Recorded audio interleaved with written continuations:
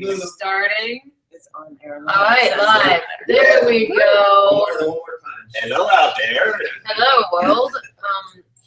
Television land. Of course, everyone may have gotten off because we're 15 minutes late. No, you could write. Call them that. You aren't allowed retroactive confidentiality on anything during this call. Okay. Well, anyways. Can we sit up now? Okay. Cool. Yeah. Oh wow, we can join. Yeah. Okay. Well, anyways, now it's being recorded. So put on your like actual selves that you want to go out to the world. If you weren't already wearing them. Cool beans. So hello world, to the extent that you exist. Thank you. Mm-hmm. So we just did a circle. We believe in We you. did 2 circles, yeah. And sorry this took so long to get on air. I couldn't figure out the technology. So yeah, Community Leadership Forum. And this is, the intent of this for me is like to support you guys in getting a community in Boston started. And we may also have people tuning in from other communities and places around the backs of the world. And I guess I just want to start it out with a little bit of a question of like, what does community mean to all of you?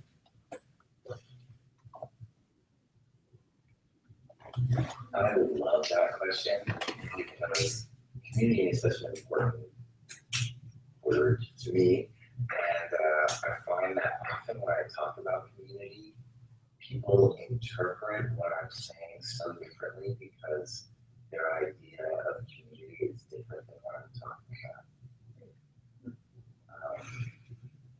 So what's your idea then? Well, understanding that there's a lot of different ways community manifests itself in the context of authentic relating. Is that your question? Basically, really? Yeah. In the context of authentic relating, community for me is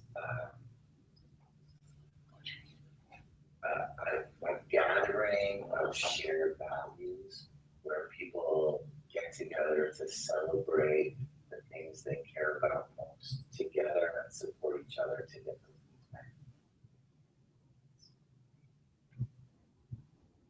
I feel like it's like a village or even like a womb. But I mean, not so much AR, but community. It's the fabric we grow up in. It's the connective tissue that's holding all the parts of the body together. It's what makes things flow. It's what makes people feel not alone. It's what allows cooperation to get good things done that benefit people. It nourishes. And there's a sense that I want more than what's true about what it is, actually. So to me, it's part of it wants family or wants community to be family. It's just it's synonymous. That level of commitment and trust and vulnerability and, not going away. Like that level of sureness of the commitment to one another and trust, but I'm not sure if that's real. I think that's a fantasy. So I'd like to add to that that's often an aspect of community that gets left out when everyone's talking about this warm fuzzy like awesome thing that happens is actually like the aspect of sticking with things even when they're difficult, persevering through conflict, and when things do come up, and not just abandoning. A couple things. I think for me, what I recognize is that community is an overlapping thing. Like I'm part of many communities, and I'm interested in strengthening whatever community I'm part of right now. Like we're a community tonight, and we're part of greater communities which are also overlapping. But I think it's like a we sense. that I am part of something bigger than myself, and I have care for that thing. And it's all of you tonight. I care about your experience, and I care about your well-being, and I trust that you do the same for me. It's like care and being part of something bigger than ourselves, and like sense of family and tribe. I heard that a lot. Yeah, I noticed that like both like family, like tribe as family, and like, but also I really resonated with what Wednesday said about like that like there's like community like this, which is like for a moment like it's a breath of air, but to me it's like, you know, it's sort of, it's more ethereal than like the community that can come together and then like have struggle, meet that, overcome it, like transform, and like go through the process of like what a group gets to go through of like was it storming, transforming, like the going through that process and sort of finding some kind of stasis that like of togetherness, where it's like the roots sort of have time to not only spread but grow deep, like to me that. So my question tonight is like, as the authentic relating group here is in the nascent community, like what can we do kind of strength that I think the community in some ways is like a chosen family. Like how do we create that? And how do we make a group that's like honest about its potential and capabilities and can weather whatever storms come up? And really, to me, the benefit of authentic community is that we get to show up as our full selves. And the beauty of that is like each of us in our individual strengths gets recognized, can bring what like who we are and what we need to the community. And the difficult part of it is that our individual needs and values and self, the differences get highlighted. Because as we're bringing like more layers and more aspects and flavors of our individual self, there's more likelihood that it's going to be different than who other people are and what other people want. And so there's a question of how to create a community that can stay together even when those kind of conflicts occur. This doesn't address all of those, but one thing that I think will go ways toward that is to have a regular schedule of events. So people, Consistency is one of the core values. so people know that, on, Wednesdays at 7, if they go to be at the same place all the time, or, consistent different places that they know where it's going to be. And a commitment to participating in those, as opposed to like, oh, I know that Nick runs this thing on Wednesdays and that happens and then nobody goes. Yeah, well, I don't take it personally. Well, no, but I mean, there's a sense of ownership that I think is necessary. Like that consistency is upheld by people participating and being involved and engaged. I'm speaking of Wednesdays, I was not on Wednesdays because that's Dean Street, which is a community for a number of us. And We're not at that meeting. Yeah. So my desire in this meeting is like to entertain that question and also potentially to be a resource. So like what you guys need, if you have questions to help facilitate a discussion around this, and to just like be available for like anything, any discussion that we might have, or questions you might have about how to found and sustain a community like that. So I kind of just want to open the floor up, either for questions or discussion, especially to me or Ricky or even Mark or Ricky. Nick just brought something up that about songwriter about showing up, and I think that there's a balance in a community, a lasting, strong community, between the value that you get out of it and what you can contribute to it, so that it's balanced. I wondered if you had like a suggestion around that. Well, I think had to do with consistency. So consistently showing up, and then get something out of showing up for the community, showing up and giving something to it. little unclear in this might be because I wasn't with the outcome. But like, if we could get anything out of this meeting tonight, like what would we walk away with? Sustainable structure is what I heard Sarah talking about the other night. Or I guess, ideas for structure. I think that will also come out in the meeting with Ruthie that she's gonna hold in terms of forming the community. But also like an idea of what like conflicts may arise and what to do if they arise. Is like something I'd like to come out of it. When you say conflicts, So like, I'm sorry. I was wondering if you meant a schedule or a personality or what you meant. Kind of all of that, like breakdowns within the community, within the connection between people. I actually just strangely like to just presents everyone an example, not just solve the example, but just throw out an example and just to see what we could have done about it. So last night, I had a difficult time when people left. And I tried to get you guys to wait for me or whatever it was something, it was a weird interaction. I felt weird all day about it. And I wouldn't know what to do about that. So I tried to contact you. And it was almost like, it was kind of freaking me out. There was something about that interaction about me feeling like lonely, but not wanting to leave without me. And it was kind of a community thing. And I don't know, and I would love to have a figuring out what could I have done about that, period. You know, even letting me know that I was having this issue, having a space for me to have a feeling around it, having some kind of solution. Who to talk to? You were busy. I wanted to talk to everybody. I wanted there to get some, okay, well, I know this could be talked about, let's just talk about it. But I didn't know how to do that. So it's actually a perfect scenario of like how to solve like a issue. And that was sort of an issue for me. So you felt left out when everybody left and you felt like not included. You know, I had an issue with people leave my parties, I felt like, right? I tried to last minute, I was like, oh, if people just, we all go out together, it'll be fine. But then it didn't happen. And then, oh shit, it didn't happen. And then just, and then I, I was at the hospital last night to get my ear thing, and I really, to get some of the shit, just to get the doctor fucking out.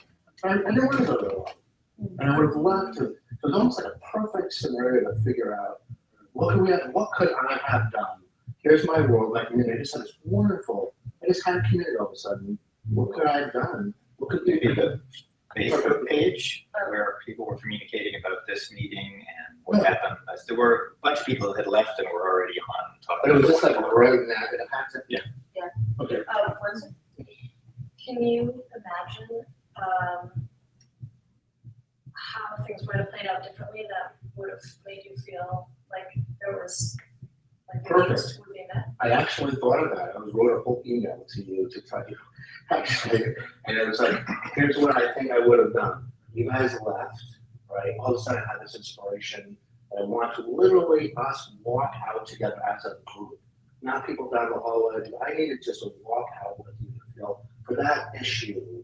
I had an issue. I had my shit, my whatever, my humanness was right there, my issue. What? So where I'm getting a little bit stuck is like, I feel empathy with you, but I also feel like you're blaming the group for having left. And I didn't know that you had a desire with me. Yeah, there's no blame in it. Yeah, so I think But what. this is perfect, this is exactly perfect. Yeah. And I'm wondering actually, if other people, just in his tone of voice, if you felt blamed, just to like check out if that was just, okay. I thought you were doing a pretty good job with saying, this is my issue. Like you were kind of, Yeah. you're kind of like, I got an issue here and this is me feeling like Okay, cool. abandoned and like people leave my parties. Cool. I thought you were. But when I asked you, Yeah, and I have a solution. I'm sorry. when I asked you if you could imagine how things could have played out differently, I guess really what I meant was, can you imagine like a scenario where you could have like asserted your needs to. Exactly. So I'd love to hear just like Yeah, a so headline of what you. Yeah, the way it would have been is, you guys left, all of a sudden I realized, oh shit, I have a solution, if we all work together. But you guys were left, I could have gone out the hallway and say, hey you guys, I have something really important I need to tell you, sorry, you can come back in my place, I just gotta tell you what's going on. And just really, no, really, I know you're leaving, but really, please come in, really beg you to come back into my place so I can share that and say, you know what, I had this fucking issue, I always feel lonely at the end of the party, I was left alone. I think, especially after this whole weekend, I have a great idea. Can we all just wait inside my apartment till because I had to get my hat. I couldn't find my fucking hat. And by the time I found my hat, you were gone, and I was like trying to catch up with you. And it was really funny. It's like I brought my whole drawer full. I had my socks in my. You saw that? It's like I got this random things. And anyway, so there's this bottom line solution would be just asking you. Saying, here's I have an issue. Can you do me a favor and let us all walk out together? That's what I think. So I just want to zoom back out. I think the purpose of you bringing this out is to say, how can we solve issues that come up in our community? Right. Here's an example of one. That's exactly what I was saying. So, and I don't think this is the time to work on that one. No, you're right. Yeah, Exactly. let's zoom back out. So maybe I'm naive, but we are working on doing just this. Like next games night, it comes up as a withholding, or it comes up as like, hey, I want to bring this up, and you did it perfectly here. I'm part of the kind of Timrock community, and we have, pretty good communication skills. We're all working on it. I would say it's not even our primary thing. We're dancers. And we just bring it up and get it out of the way. It's just like, that's how a board runs. And I would imagine as a group of small facilitators, it would be zero problems. There's so many skills. I mean, not zero. I can't say zero. There's not zero. I'd like to add to this as well. I have a problem with using the term "let's solve problems" as a member of the community. I'd much rather use the term "let's hold space for what's going on around us" instead of how do we solve our issues. And I don't know if I can promise that as a community, but I can definitely hold space to where we can process them together. The meta point of this, I think, is like what you're bringing up is a moment where your needs as an individual, we're meeting like the needs of each other person. Like I know that for us, and like we were exhausted, we had a desire to leave. If you had said in that moment, "Hey, could you come back in and hold space for me?" I don't know if I would have said yes. Like I would have wanted to. And so like what I love you bringing up is like this balance between like I'm going to vulnerably state my needs and they might not get met, and how do like I both like ask others to hold space for me and hold space for myself. And I feel respect for you for like addressing that, because that's a tough place to be in. I also think, and like after this broader conversation, I'd like to express, like to talk to you about sort of this. I have that same issue, and I anticipated that I was going to have that issue, and I was able to. I was psyched and thought that I was able to like. I was able to like avert sort of something that was similar that was good. I anticipated might happen for me, and so if you want to talk after, I would totally love to share with you like the solution that I came to Okay. for that. Do you mind if I just respond? Thank you for responding to that. For me, what was not there was the possibility you would have said no. And I really, it's huge for me to acknowledge. So this, whatever reality this is my needs might not have been met. Your needs might have taken precedence. I'm just sure that I know that you were running back upstairs to get Bonnie's thing, and she left because she felt rushed out of the bathroom and forgot to get it. And so, you were serving us even in this moment. What I want to actually check. There's a kind of a meta thing and a very specific thing, but it's a very useful thing. A lot of people are wanting to speak, and it's called a stack. Yeah. And we use them all the time, and that way I wanted to, you don't want to keep your hand up while people talking, and then someone else will put their hand up, and someone else will put their hand up. Yeah, we can use that. I want to, if you feel complete with this. Yeah, go. And I love it because I think actually one of my fears in community is like just that balance of like your needs, my needs, everybody's needs, and like us all taking responsibility for our needs and caring about each other's, but not falling into a space of like one of my teachers loves saying that circling or authentic community is not vulnerability worship. Just because somebody has a need or a feeling doesn't necessarily mean that like the strongest need in the room is the only one they it gets addressed. That like if someone like consistently feels left out or is crying or is like expressing in some way that actually everybody's needs and desires are equally valuable, and that we look for each other's truth even when it's quiet, and we don't necessarily fall into the trap of like almost like over caring for somebody because sacrificing your own needs. yeah, exactly. So it's like it might be easy for me to say like in that moment I probably actually would have come back in, but something I'm trying to learn is like, can I validate like my own need for rest as much as my care for you, and how do I express that I feel care and still like go meet my own needs? It's huge for me to learn that. We know that. You might say. Yeah. It's huge. So I guess what comes up is like, so my desire is to create a community strong enough to be able to say those things. Yeah, To each other. I think that's what I was saying. Yeah, you know, who was it that said something about we're not here to fix problems? And I think that's, I'm liking that distinction between supporting members of the community who have needs. I think the other issue that comes out quite a bit in community is the issue of, you know, we have 10 people who can't come on Wednesday nights and we have 12 people who can't come on Tuesday nights. How do we have a process that minimizes, I don't like to use the word problems, but sort of creates the best value for the community in situations where community goals have different answers. Yeah. I want to introduce an idea that has been of making decisions that has been really valuable in our community. It's called the advice process. And this is an book Reinventing Organizations, which I find super valuable in finding out how to structure I think what's called a deliberately developmental organization. It's the kind of organization that can like flow with whatever changes rather than having like a strict constitution that doesn't work. So the idea of this is anyone who wants to make something happen can propose the idea that basically they become, that person becomes responsible for the idea they set forth. So say you've got a game night running on Wednesdays, and you've got 10 people that say, I can't make it on Wednesdays. It's up to one of the people that care about it to propose the idea of, let's have a game night on Tuesday. The person that proposes the idea is responsible for like making sure it happens if they care about it. They get to be the one that makes a decision on it. The only rule is they have to ask advice from anybody who might be implicated by it. So that could mean if the community that's implicated is Authentic Related Boston, they make a post on the page.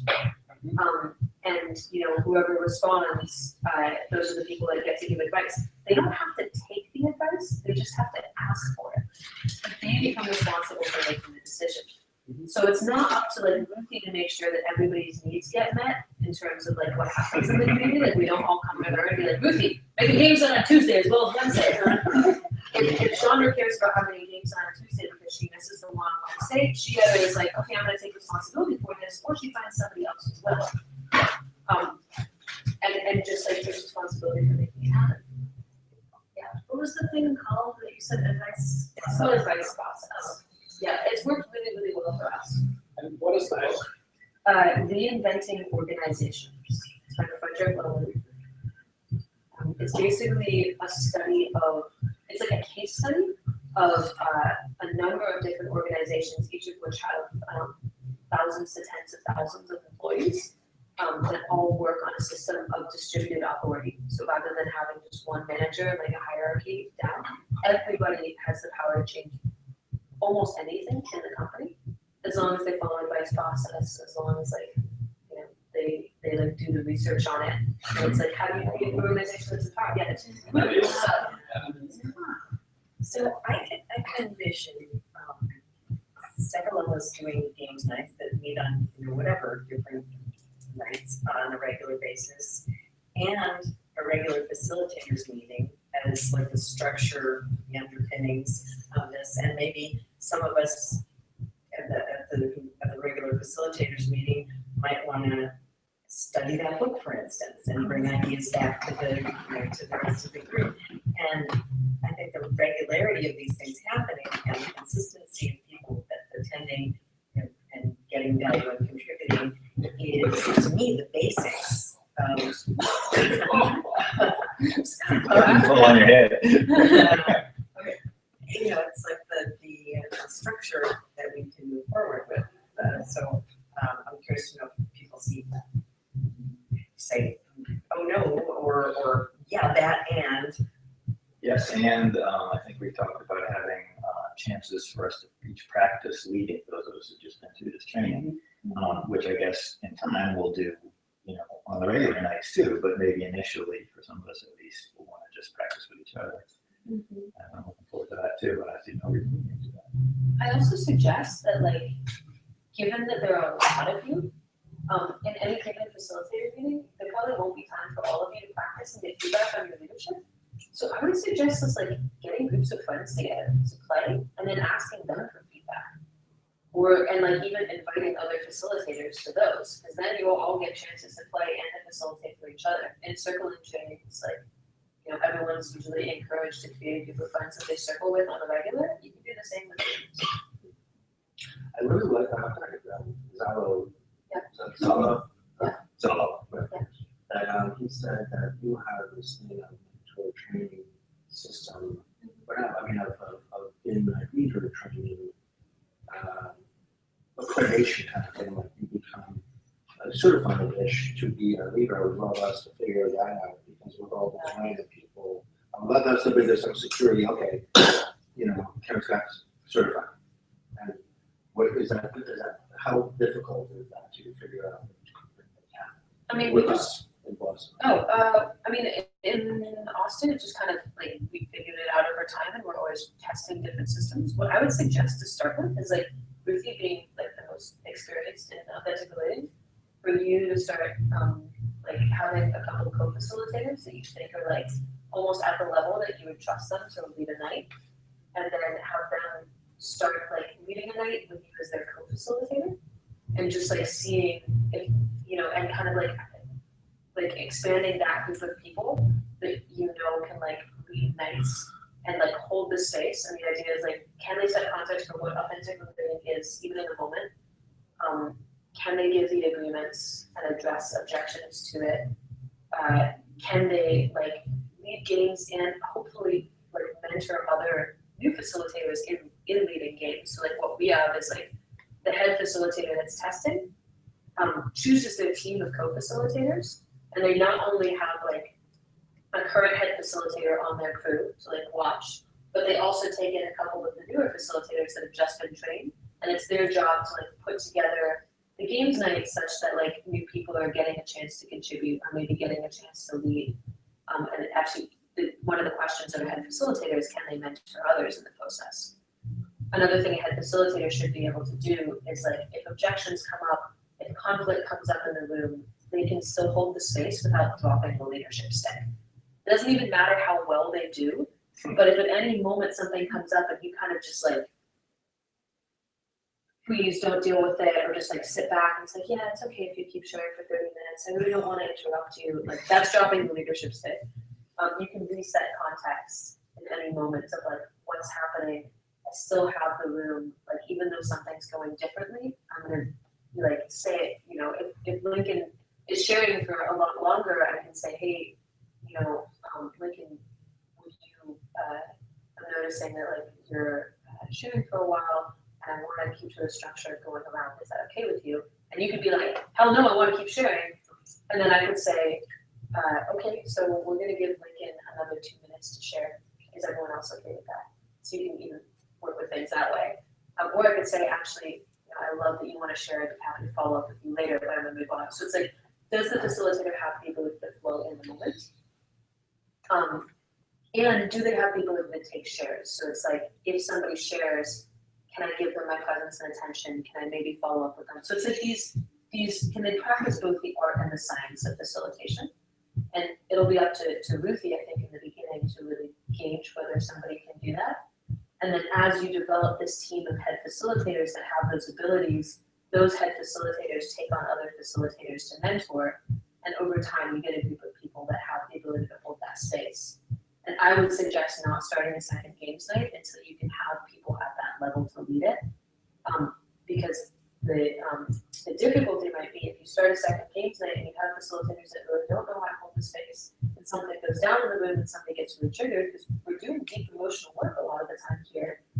And then your organization gets the reputation for like doing deep work and like it kind of blowing up and not being able to hold it. It's not the end of the world. Like that happened when I started facilitating. That's how I learned with shit going on and having no idea what to do. But if you do have that infrastructure in place in the beginning, So I see a conflict, it is, and right now our desire is, let's just try and do it, right? And then this is a huge, oops, I don't get how this is possibly gonna happen. I see where we're at as a community is, I mean, maybe I'm just speaking from my own experience, but we could all benefit from just going to a whole bunch more games nights. And hearing it done and hearing the games introduced and hearing how shares are. And then just like you did, like, oh, has anyone played this game? Do you want to say what it is? And just getting a brief, and Ruthie can do that, like, John, will you say how you play this game? Then you get a chance to do it, and then she corrects anything that you've missed. And we just learn through playing the games, and then we have these facilitator meetings where we get to bumble things. I think we're still at a bumbling phase. We want to throw this out. But what we have now is Ruthie doing the same, and Nina. It's almost like, I almost like what. And Karen. And this whole weekend. I mean, I feel like, I just feel like we shouldn't sell ourselves short either. Like, we have a lot of experience and intelligence in the room, and that we can like gradually get better by practicing with each other, and of course we're gonna open it up to like the entire world to post it if possible. The first time we do it, but like, I mean, We're ready to have a super successful once a week games night and a very, I don't know how regular we want to do facilitators meeting, but facilitators like. yeah, and even like casual meetups where we like practice. Yes. All the time. and it's really just a question of like, you guys have a lot of energy coming out of this weekend. Like everyone's got the chance to facilitate. Everyone feels psyched up. Like beyond this room, like, everyone else who took the training. And the thing is it's like, now you guys just need to keep the commitment to keep going. Like the beautiful thing about becoming facilitators of this kind of practice is you got a space where you're getting basically free leadership training constantly, and a space to really express like what's happening in you and be in community. And you have to put in the time and effort to it. If you want to become a good facilitator, like be practicing on a weekly basis with friends, be coming to facilitator meetings, actively seek on the Facebook group for other ways to engage, other groups that might want you to come in and facilitate with them. Usually it takes about 3 months from the time that somebody's trained to the time they become a head facilitator in an organization, if they bust ass to do it. So like, if it's something that you're committed to, I see this as like one of the greatest opportunities to have some really deep community leadership training that you can imagine, if you're willing to put in the time and effort to do it. And the beautiful thing is that you can mentor each other in it. After games nights, we usually give like 20 minutes for people to mingle with each other, and then we do a half-hour long facilitator meeting where we give each other feedback on how we facilitated during the night. So, and we post on the Facebook group asking if any of the other facilitators that were there that night have feedback from the people who facilitated. So like we go by giving each other feedback and practicing. I have a housemate who's a community organizer and has been for decades, and I don't get the full thing, but he talks about that when you make change, you want to make it discrete, meaning that it's a chunk of something, like we're going to accomplish something, we're going to bring this to this meeting, we're going to educate these people, something that's, you can say now it's done, and that it's achievable, and there's a bunch of other things. So you don't just, say, well, we have to change the whole world. No, we're going to set up one weekly meeting, make sure it's steady and running well, and then we'll work on a second weekly meeting. So just, taking it one step at a time. It's like the balance in community between having enough excitement to move things forward and enough commitment that like you're willing to really be in it for the long haul. It's like, John, you got these great business ideas of what to do with this. And like, if they're like viable over the long term, which I think they are, doing them right now, or like learning for a month and then like doing them in a month is probably like, they're still gonna be there, and you'll have like more grounding and more support. And so it's like, you know, do right now what needs to be done to get it started, and then start weaving in this other excitement, these other places that you want to take it, this other integration that you want to have, or start it right away, but just like be willing for it to grow and change and get support in different ways that you expect. I think it was like being committed to intentions, but not to the way that they occur. I was, looked like your hand was up for a couple times. Oh, I'm sorry, I can't see it. I know, nobody can see me. It was just basically a mirror of what you're saying, is that someone newer like me, and if anyone else is new, I like having all this energy right off the bat and to do as many games nights as possible. At the next meeting, yeah, facilitator meeting like this week, so if you're not available, Karen, please, like, Karen, we're gonna talk about these things. If you're interested in doing like a mentorship meeting, like, you know, we're gonna do baby steps, right? Yeah. Because it's not like 100% Boston is not gonna blow up tomorrow. And we're about to take this in small doses, make manageable tasks. Go out and set our pace, you know, and have fun doing it. Like, I get really excited during about like an authentic relating meetup with facilitators where we play and practice. And it's easy, you know. So easy engagement.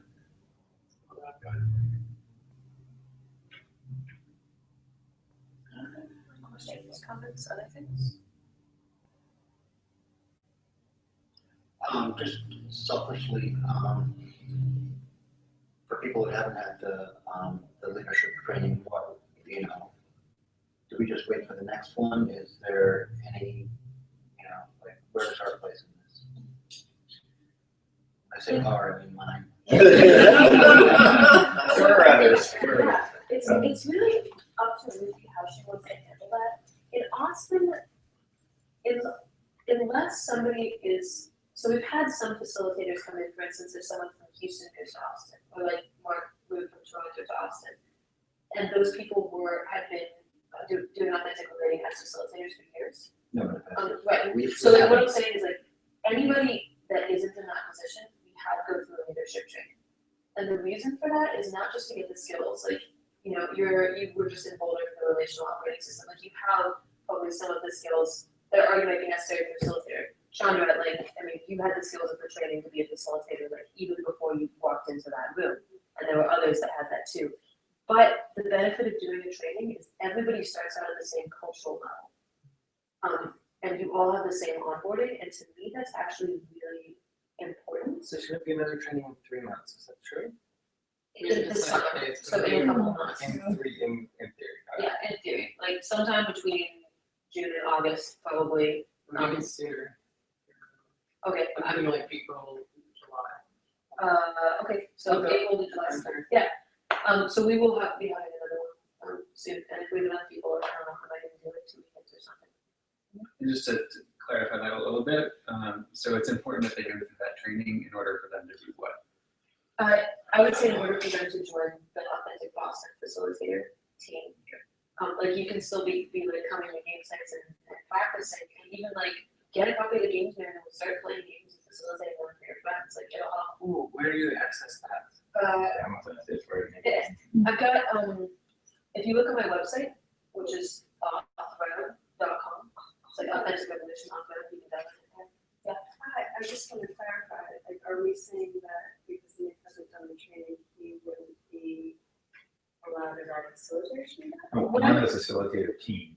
What I would say is like if you want to invite other people to your facilitator meetings and play, that's up to you guys. You can decide. We often have people's partners or other folks, but I would suggest like in terms of having people actually start to facilitate at games night. Right. Because they go through the training first, yeah. I agree, but I think having people with like strong interest, especially people that might want to do the training at our facility, that would make it. Yeah, that's what you guys, yeah. Like, I'm in the Facebook group, which was around before the training, so should I resign? No. No, that's the You're invited. The facilitators. Oh. Yeah, I think that can be, Yeah, you guys figure out your process with it. I mean, I always err on the side of inclusivity. Like, we've got a lot of people in our facilitator group that no longer actively lead, but kind of pop in and out. And you guys have to develop your own process for like, how often does somebody have to be actively leading or even head facilitating to be a part of things? And, you know, what does that look like? And what's your structures? Like, for us, it's gotten complicated. Like, we've got events literally every day of the week at this point, sometimes multiple times a day. And that's only at our center. Like, there are also ones that just happen around town that people do different fusions of their practices. But again, it's fucking cool. We're gonna have to get a bigger space. It's great because our head facilitators have just picked this up and run with it and run their own practices and started mentoring co-facilitators, and like we've got this like whole evolving process that's really beautiful. Which for Nick probably also means he could go to Houston or Austin and move forward even quicker than 3 months from now. There's the next facilitator training that I'm holding is in Austin, April 8th to 10th. So Yeah, I probably wouldn't. Yeah. Especially if not coming back here. Right. I just went to Boulder to avoid facilitators training. Yeah. The one thing I would say though is like having a point of contact to start with is really important. So the fact that you guys have Ruthie is like a huge gift. Like, you guys appreciate her as much as like, yeah. She's like, you know, gonna be the rock for your community, I think, for a while, even when she leaves, is having somebody that's like willing. Like, I think community is in a lot of ways the manifest, like the reflection of someone who starts it. Like, you guys are all here because you're connected to her in some way. And like, as the community grows, there'll be a lot of people that come in that aren't connected to her, but like Ruthie's life and her like commitment and her vibrancy and her like openness are what have made the community the way it is. So like, I know she's really committed to supporting it, and will you guys support her, ask what she needs, and reach out. I think the better that's gonna be. It seems like we'll have to get some head facilitators before we leaves. You're leaving? I'm moving away in August. In August. Okay, I was so confused because Shada told me that you were leading the training, I think, or that's how I interpreted it. So I didn't know who you were, and then it just occurred to me during this meeting that you are probably the one leading the authentic training. So it's like. Lindsay organized it and has been moving the games nights in Boston. Sarah came here special. And you're the one who lives in Austin. Yeah, I live in Austin. And she's moving to Austin? No, she's coming to Austin for a month and a half, or a month just to visit, and then she's moving to Georgia after August. Like, Ruthie's in and out of there. Got it. But she's set the groundwork continuously. So I've got two questions. One of them, and I think both of these are probably not a solve it tonight thing, but one of them is where are we going in terms of, you know, what nights are we meeting? Where are we meeting? What kind of financial structures are we going to put in place? And the other question is, are we going to try and do any games nights in the 6 weeks that Ruthie's going to be in Austin this spring? So if I said we said what to do, Karen said what to do, to have another facilitator meeting to handle those logistics, like, so Sarah would be here. She's kind of, this is more like the meeting to like general, like pick her brain about what we want in this community, their values. In that meeting, we're gonna start to address like those questions. Like, what are we gonna do these 6 weeks that I'm gone? Who's doing what? Yeah, exactly. Who's doing what? Like picking a night, like start to, or talk about it, like talk about scheduling, picking a night. Yeah, and whether or not you have head facilitators, like still keep running games nights, like practice and get people started to get involved, and it's cool. Like, I just trained 2 facilitators from Seattle that went back up there and started running games nights, and like the one that has more experience is mentoring the one that has less, like just in general. Even if it's just for each other, you know what I mean? Yeah, That's 30 people went to that training. That's a full games night. Yeah. Wednesday.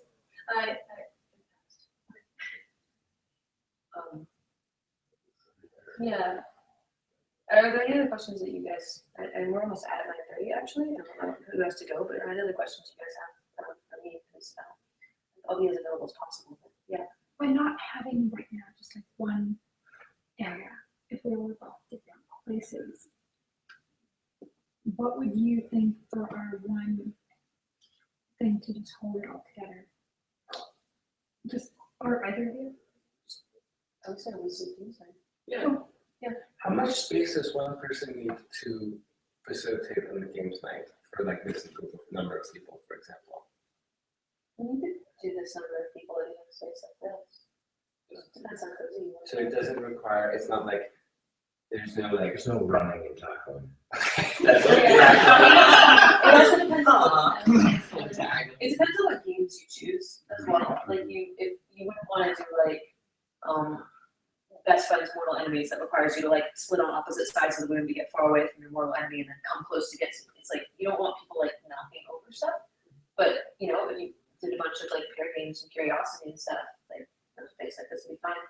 And you can come with fun rules about it and stuff, like even if your space isn't big enough. In Austin, if we get like 50 or 60 people at a games night, that can't fit in our room. And so we instituted a massage rule where if you don't have a chair, you sit in front of somebody and they massage shoulders.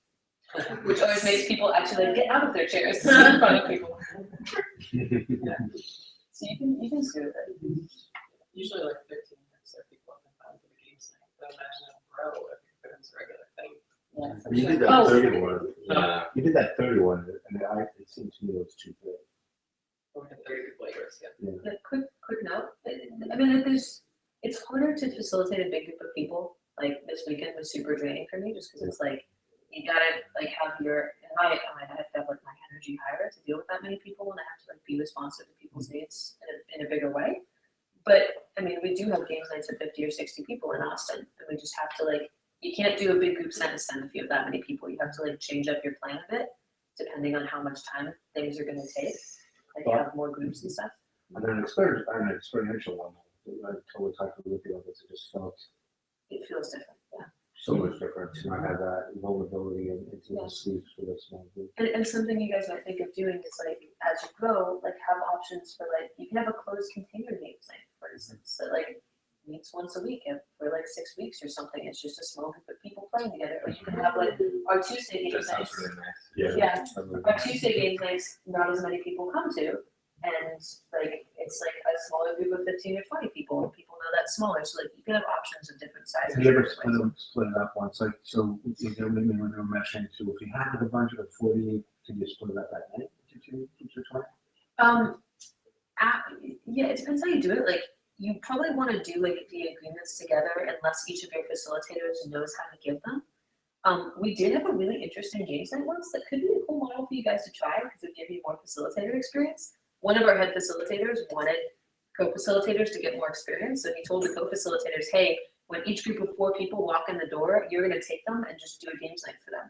So every 4 people, the facilitator took them into the games night, took them into the games night, took them into the games night, and each facilitator put together their own plan. I thought it was like a great plan. Yeah. What's your, like, as you saw the numbers growing for this weekend, I think that's when you pulled in your buddies. Yeah. What's your ratio for like, if it's a 15-person games night, you have a facilitator and co-facilitator. If it's a 50-person, how many co-facilitators? Like, what's your numbers for this? For games nights, it doesn't matter quite as much. For this weekend, I needed the ability for like, especially when we did the breakout group facilitation, like I didn't want to break out into groups bigger than 5 because there just wouldn't have been enough time for everybody to go. So I made a rule that like for every 5 people, I needed a facilitator. In a regular games night, if you have like, I would say if you have up to like 12 people, 1 facilitator would work. If you have like 12 to maybe like 32 facilitators, it's fine. If you have more than that, you probably want 3.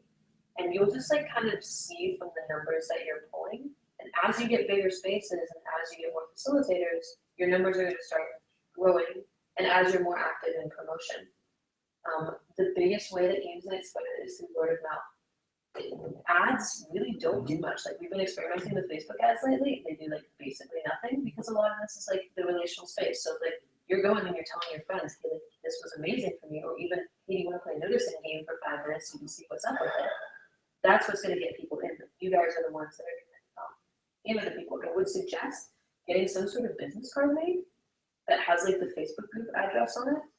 I can send you guys like the template that we use for ours. Get a bunch printed, give them to all your facilitators, so facilitators can give them to their friends, so that they know where things are, or add them to the Facebook group. I think Meetup is probably a better social media venue. Meetup's a great way to do it too. I mean, if money was gonna be for the no meetups, you have to like pay for it to actually. Post nothing. It's worth it, yeah. Right, but I'm saying like, yeah, instead of a Facebook ad, like putting money towards.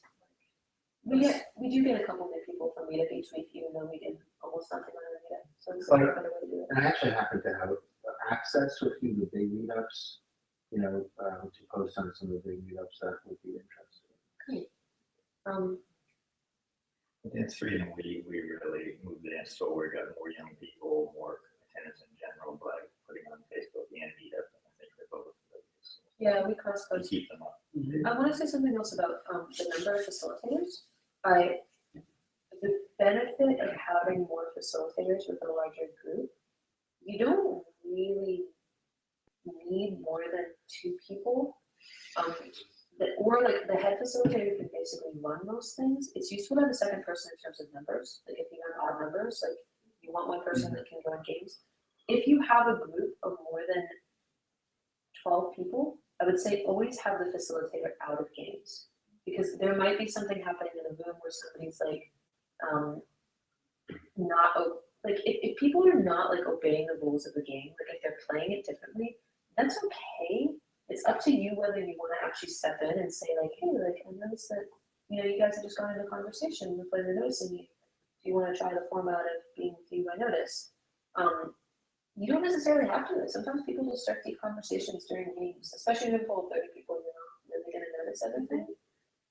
But if someone gets really triggered, when you notice somebody like making a lot of physical contact and you're not sure if they checked in, or if somebody's body language is like really freaked out, or if someone gets up and leaves, you don't, like that's the case, like especially when full of 30 people, one reason to have at least 2 facilitators out at any time is if someone gets up and leaves, you never want the head facilitator to leave the room. And you always want to say, hey, if you're in trouble, raise your hand. We also sometimes have extra facilitators, be what we call ninja facilitators. So they're like in the room, they're playing games, they have a little more experience, so you know whoever they're partnered with, they're gonna give a deeper experience, they're gonna stick to the rules of the game, they're gonna redirect. Sometimes we actually have like bandanas that we give to all of the people that have been through the facilitator training. And that and we say at the beginning of the night, hey, if you're a facilitator, raise your hand, just to acknowledge everyone that's been through a training.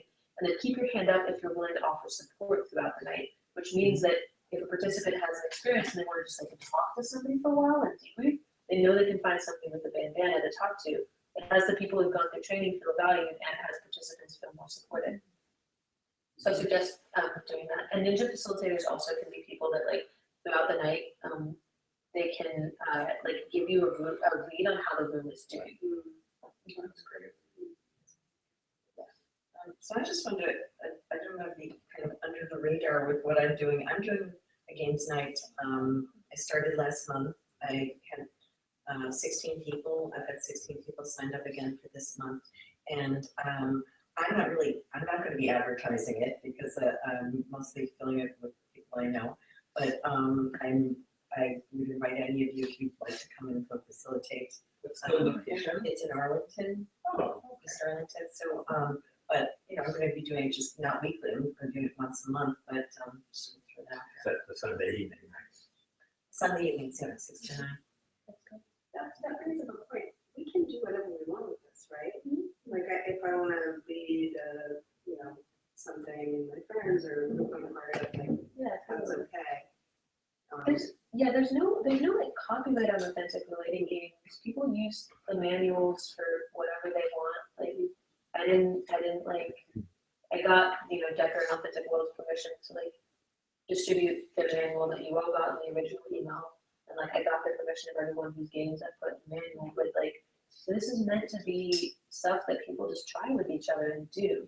Like I didn't go through a training to start it. The only reason I held the training is like I didn't want everybody to have to reinvent the wheel in the same way that I did, but it was definitely like a tough initial couple of years where I was like, fuck, like I don't know what to do.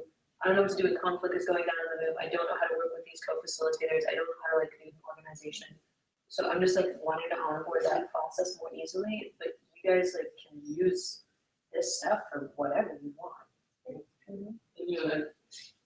My question arising from that then is, it seems like there might be a tension between having a coherent community and having folks going off and running their own events.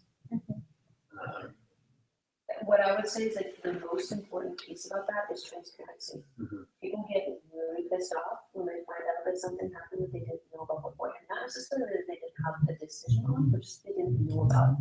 So I really, really, really encourage your community before you do something to make a post on the page about it, to ask who's involved, to do the advice process. If you take the extra day or two to do that, I promise you will pay off infinitely in the end. Can you say more about that? I mean, like, what do you mean? Whatever you want to do, that you, I would say, okay. Sorry.